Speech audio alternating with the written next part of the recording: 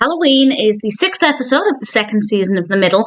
This one is directed by Jamie Babbit, and as always, there will be spoilers from now as I go through the episode and share some thoughts. And I knew I was always going to enjoy this one, largely because The Middle is amazing, but also I love Halloween, so whenever we have a Halloween-themed episode of a sitcom, it's generally safe to say that I'm going to enjoy it.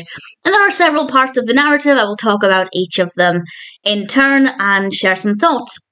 The part with Axel wasn't that interesting for me. Basically, he's going to this scary event with his friends. There'll be girls there. He thinks the girls will get scared. They'll need to comfort them and ultimately make out with them. And it doesn't work out like that.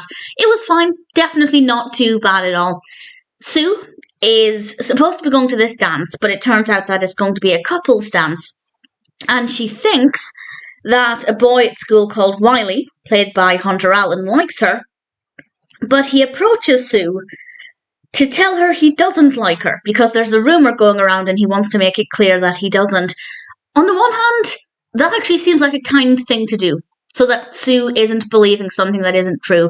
And he didn't do it when there were other people around, so I guess that was the right approach, but it's also a harsh thing to just walk up to somebody and say, by the way, people are saying, I like you, but actually, I don't. But Sue decides that she'll go to the church Halloween event instead, and she's dressed as a crayon. I actually really liked her outfit quite a lot. And Reverend TimTom is there, which is always good fun.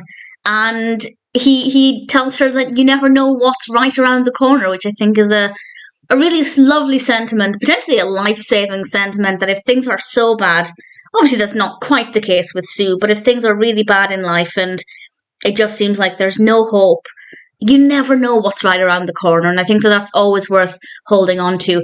And indeed, it was true for Sue, because she went on the hayride, not really feeling great, but then she ended up getting her first kiss, which was really lovely and really sweet, and a nice way to conclude Sue's part of the story. We then have Brick, Frankie, and Mike. Brick is going trick-or-treating, while the aunts are at the house giving out candy. And I felt a little bit ashamed, to be honest, because he's dressed as Sergeant Charles Mackenzie. Also, love his Scottish accent. Really great job. He sounds more Scottish than I do. And Sergeant Charles Mackenzie was a fighter in World War I, and I was going to say I'd never heard of him. I've seen this episode before, but I completely had forgotten about him. And I don't know, I'd never heard of him before, but clearly Brick has. And while he's trick-or-treating, he knocks on Mr. Johnson's house.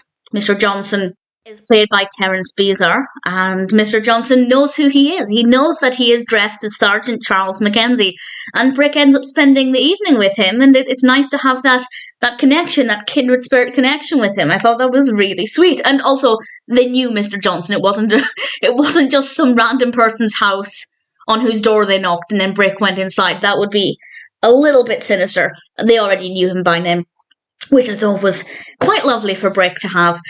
Frankie's not as happy, because she's going to this costume party. She's dragged Mike along and told Mike that he can wear the same 2 plaid shirts until the day he dies, because he refuses to get dressed up for Halloween. And Frankie is loving it. There's this really great scene where they're all dancing. Everybody's dancing, having a good time. Mike is trying. He's kind of bopping on the spot. He is trying. And Frankie is bouncing around him. She has enough energy for both of them. And she gets really annoyed that Mike didn't want to dance. And I will say that that's not reasonable of Frankie. If somebody doesn't feel comfortable dancing, that should be okay. Not everybody is as free and lively as Frankie is when they're in a public place or they're around other people. So I don't think it was acceptable for Frankie to get annoyed. I think the fact that Mike went along when he didn't want to was a big deal, and she wasn't really grateful for that.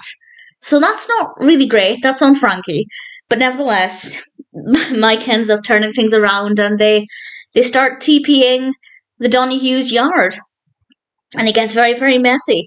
And I thought it was a really solid episode. I would have liked to have seen a few more costumes, at least in detail. Obviously, when they're at the costume party, there are other people dressed up, but it's quite dark, because it's obviously later at night, or at least in the evening in October.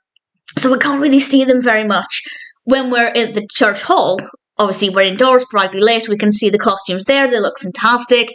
I would have liked to have seen a little bit more. But that aside, it's still a really great episode. Personal highlights would be Brick finding a friend in Mr. Johnson, because Mr. Johnson knew he was Sergeant Charles Mackenzie. And honestly, I liked Mike bopping at the party. He was clearly out of his comfort zone. He was clearly trying. It just wasn't enough for Frankie. So I like that Mike actually made an effort and he went to this party even though he didn't want to. So I think credit where it's due for Mike.